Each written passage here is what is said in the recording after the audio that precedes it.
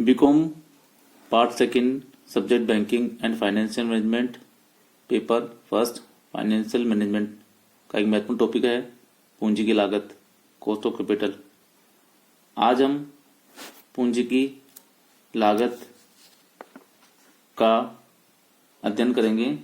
इसमें आज हम अधिमान अंश पूंजी की लागत की गणना कैसे की जाती है के बारे में चर्चा करेंगे। अधिमान अंश जिसे प्रेफरेंस शेयर कैपिटल भी कहा जाता है।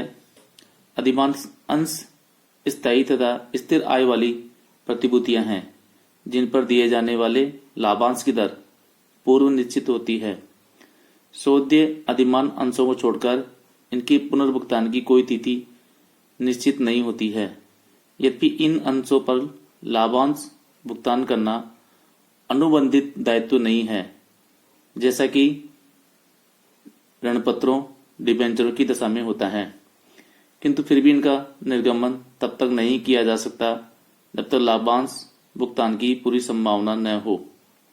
अतः अंशधारियों द्वारा अपेक्षित लाभांश ही इनकी लागत है, जिसकी गणना असौदे अधिमान अंशों की दशा में इन अंशों से उदय होने वाले वार्षिक भार अर्थात लाभांश को इनके निर्गमन से प्राप्त होने वाली शुद्ध राशि से संबंध करके की जाती है। सूत्र रूप में KP = DPS upon NP into 100। यहाँ KP मतलब cost of preference share capital है। DPS का मतलब होता है डिविडेंड पर प्रेफरेंस शेयर प्रति अधिमान अंश दे लाभांश, और NP का मतलब है नेट प्रोसीड्स शुद्ध प्राप्त राशि।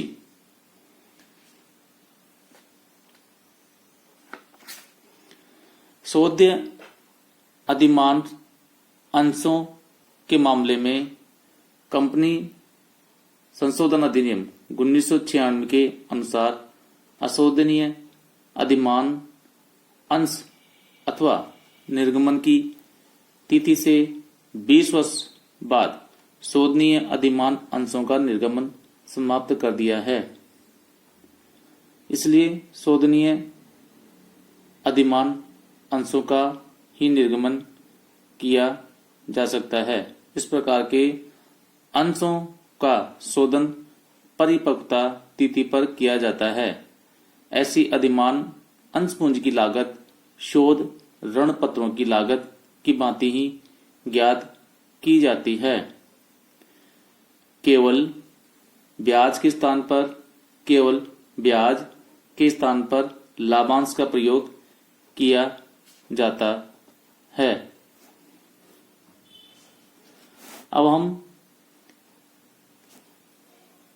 कॉस्ट ऑफ इक्विटी कैपिटल समता अंश पूंजी की लागत के बारे में बात करेंगे।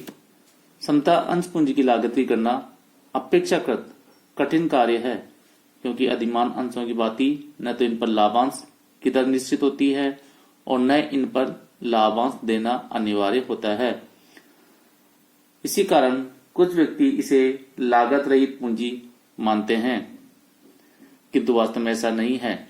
नए समता अंशों के निर्गमन पर नए अंशधारियों को विद्यमान अंशधारियों के साथ भावी लाभांशों तथा अवितरित लाभों में आनुपातिक हिस्सा मिलता है। इससे विद्यमान अंशों की प्रति अंश अर्जन कम हो जाती है, जिसके परिणाम स्वरूप अंशों का बाजार मूल्य गिर जाता है। अतः नए समता अंशों के निर्गमन के समय प्रबंध को यह देखना होगा कि इन अंशों के विनियोजन से कंपनी को कम से कम इतनी आय अवश्य हो जिससे विद्यमान अंशों के मूल्यों को अपरिवर्तित रखा जा सके। यह अपेक्षित न्यूनतम दर ही समता अंश पूंजी की लागत होती है। अतः समता पूंजी की लागत वह न्यूनतम प्रत्याय दर है जो संस्था को अपनी अंशों का बाजार मूल्य अपरिवर्तित रखने के लिए परियोजना विनियोजन की समता पूंजी से वित्त पोषित भाग पर अवश्य अर्जित करना चाहिए। समता पूंजी की लागत निर्धारण करने हेतु निम्न विधियों का प्रयोग किया जाता है। पहला है लाभांश प्राप्ति विधि, डिविडेंड यील्ड मेथड। इसे लाभांश मूल्य अनुपात विधि, डिविडेंड प्राइस रेशियो मेथड और D/P रेशियो मेथड भी कहते हैं। यह विधि इस मान्यता पर आधारित है कि प्रत्येक अंशधारी विनियोग करते समय कम से कम बाजार में प्रचलित प्रत्याय दर से लाभांश प्राप्ति एवं प्रति अंश भावी लाभांशों के स्तर देने की आशा करता है। अतः इस विधि के अनुसार पूंजी की लागत को उस बट्टा दर के रूप में परिभाषित किया जाता है जो प्रति अंश सभी भावी अपेक्षित लाभांशों के वर्तमान मूल्य को शुद्ध प्राप्त राशि या प्रति अंश चालू बाजार मूल्य के बराबर कर देती है।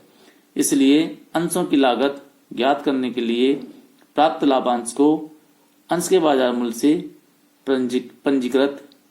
पूंजीकृत किया जाता है। सूत्र रूप में KE = DPS/MP/100।